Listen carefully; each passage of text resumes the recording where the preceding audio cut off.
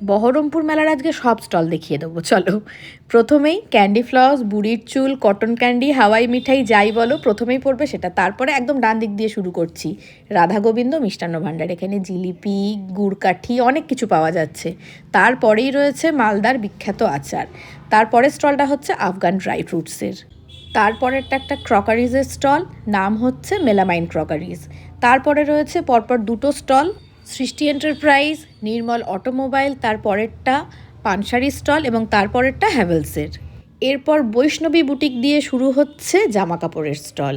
সুন্দর সুন্দর fashionable sari, kurti, blouse, nightie, one piece, two piece, sharara set, এছাড়াও বিভিন্ন আধুনিক জামা কাপড়, ফ্যাশনেবল জামা কাপড়ই পরপর স্টলগুলোয় পাওয়া যাবে এবং তার সঙ্গে খুব সুন্দর সুন্দর জুয়েলারিও রয়েছে। রূপে রঙ্গিনী বুটিকে রয়েছে শান্তিনিকেতনের সোনাঝুরির সমস্ত রকমের জামা কাপড়। পরপর 3-4টে স্টলে মোটামুটি এই ধরনের জামা কাপড়, শাড়ি, ব্লাউজ এগুলোই পাওয়া যাবে। প্রত্যেকটা স্টলেরই কালেকশন ভীষণ সুন্দর। তারপরে বেতের বিভিন্ন ধরনের আসবাবপত্রের স্টল। মেলায় ঢুকে থেকে আমি কিন্তু একদম ডান দিক বরাবর যাচ্ছি, এরপরে মুস্কান ঢাকাই শাড়ি সেন্টার। তারপর আরও একটি জামা কাপড়ের স্টল রয়েছে, তারপরেরটা জুয়েলারির স্টল, তারপরেরটা মনের মতো বুটিক। মনের মতো বুটিকের ঠিক পরেই রয়েছে ক্রকারিজের একটা বিশাল বড় স্টল। তারপর ভাগলপুরি সিল্কের শাড়ি, ওড়নার স্টলের পরে আরও একটা শান্তিনিকেতনের জামা কাপড়ের স্টল এবং তারপরে খেলনার স্টলের পরে রয়েছে কাশ্মীরি কার্পেটের স্টল। তারপরেরটাই রয়েছে বেতের তৈরি নানান রকম জিনিসপত্র। তারপরেরটা আবারও একটা আচারের স্টল। তারপরেরটা আর্টিফিশিয়াল ফুলের স্টল। তারপরে পরপর দুটো জামা কাপড়ের স্টল। তারপরেই রয়েছে কিডস ওয়ার্ল্ড। এরপর শুরু হয়ে যাচ্ছে খাবার দাবারের স্টল আর জলপুরি।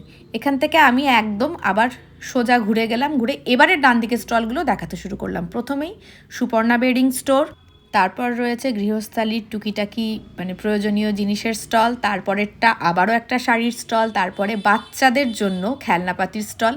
তারপরেরটা লেদারের ব্যাগের স্টল এবং তারপরেরটা হচ্ছে 200 টাকার সোয়েটারের স্টল, যেটা আমি আগেই একটা ভ্লগে দেখিয়েছি।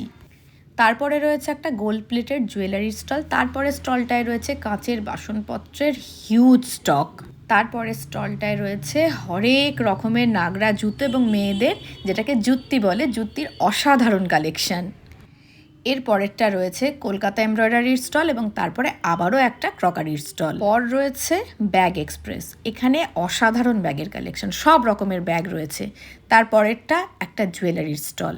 মোটামুটি আমরা গেটের কাছে চলে এসেছি। এর পরেরটা হচ্ছে রূপার স্টল, তারপরেরটা নিপা জামদানি এবং তারপরে রয়েছে সুদৃশ্য কার্পেট এবং পাপোশের একটা স্টল। তারপরে রয়েছে শম্পা বেডিং। আমরা চলে এলাম একদম গেট পর্যন্ত, মানে একদম রাউন্ড হয়ে আমি স্টলগুলো দেখিয়ে দিলাম। বাকি যে আরও স্টলগুলো রয়েছে, মানে ভেতর দিকে যে আরও স্টলগুলো রয়েছে, সেগুলো নিয়ে আবার খুব তাড়াতাড়ি ফিরে আসছি। এই ভ্লগটা কেমন লাগলো অবশ্যই জানিও। দেখা হচ্ছে পরের একটা নতুন মিনি ভ্লগে।